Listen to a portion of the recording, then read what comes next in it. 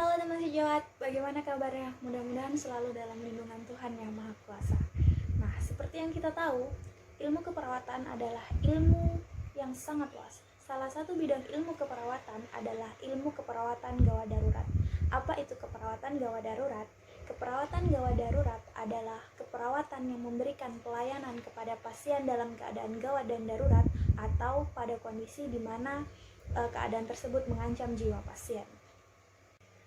Seperti keperawatan yang lainnya, bidang ilmu keperawatan gawat darurat juga memberikan peran dan fungsi kepada perawat. Apa saja sih peran dan fungsi dari perawat gawat darurat? Bersama aku, Della Sandai, kita akan membahas peran dan fungsi dari perawat gawat darurat. Yang pertama, staff nurse. Apa saja peran dan fungsi keperawatan darurat dalam staff nurse? Yang pertama adalah memberikan asesmen keperawatan. Yang kedua, memberikan intervensi dan implementasi keperawatan gawat darurat. Yang ketiga, mengobservasi keadaan pasien secara komplit. Yang keempat, yaitu memberikan obat-obatan yang telah diresepkan oleh dokter. Dan yang kelima adalah membantu ADL pasien atau aktivitas daily living pasien. Yang kedua adalah nurse educator atau perawat pendidik. Peran dan fungsi nurse educator dalam kegawat daruratan meliputi mengkaji apa saja yang perlu dipelajari oleh keluarga dan pasien terkait kesehatan. Yang kedua, mengevaluasi keefektifan pemberian pembelajaran kepada keluarga dan juga pasien. Yang ketiga adalah mengedukasi atau memberikan informasi kesehatan kepada rekan dan kolega. Yang terakhir adalah memiliki kemampuan interpersonal yang baik. Yang ketiga yaitu sebagai nurse manager atau manajer perawat. Peran dan fungsi dari seorang manajer perawat kegawat daruratan yang pertama adalah bertindak sebagai perwakilan administrasi di unit kerja. Yang kedua yaitu memastikan keefektifan dan kualitas perawatan di lingkungan fisik yang sehat. Yang keempat, sebagai clinical nurse specialist atau perawat spesialis klinis.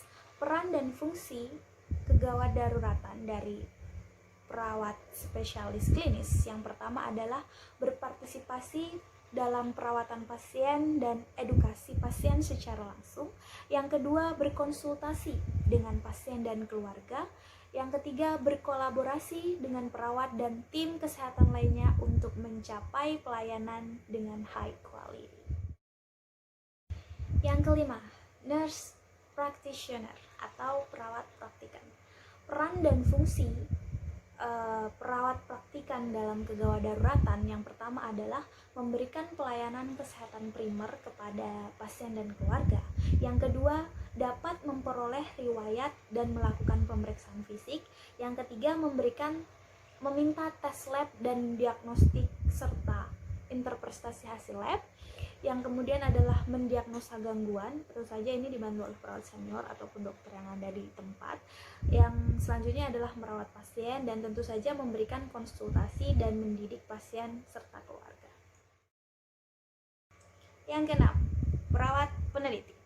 Peran dan fungsi perawat peneliti dalam kegawat daruratan yang pertama adalah membaca literasi keperawatan gawat darurat. Yang kedua, menerapkan informasi yang telah didapat dalam praktik langsung dengan pasien di lapangan. Yang ketiga adalah mengumpulkan data-data pasien yang ada di lapangan. Selanjutnya, mengumpulkan studi penelitian. Yang terakhir adalah berfungsi sebagai konsultan selama pelaksanaan studi penelitian. Yang ketujuh, flight nurse. Peran dan fungsi kegawat daruratan sebagai flight nurse adalah melakukan prosedur lanjutan di lapangan seperti melakukan chest tube, intubasi, dan lain-lain. Yang kedelapan, trauma care specialist atau spesialis keperawatan trauma. Peran dan fungsinya dari spesialis keperawatan trauma yang pertama adalah sebagai staf dan koordinator di trauma care. Yang terakhir adalah mendokumentasikan catatan terkait trauma yang ada di unit gawat darurat.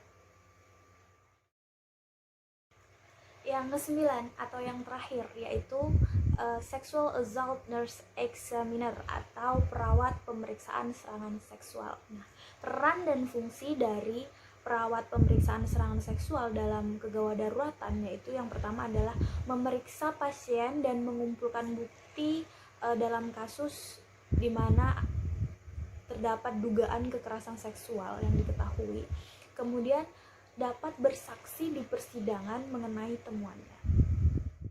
Baiklah teman-teman, itu tadi 9 peran dan fungsi dari perawat gawat darurat. Mudah-mudahan dapat menambah ilmu kita terkait keperawatan gawat darurat. Terima kasih sudah menonton sampai akhir. Saya Dela, pamit undur diri.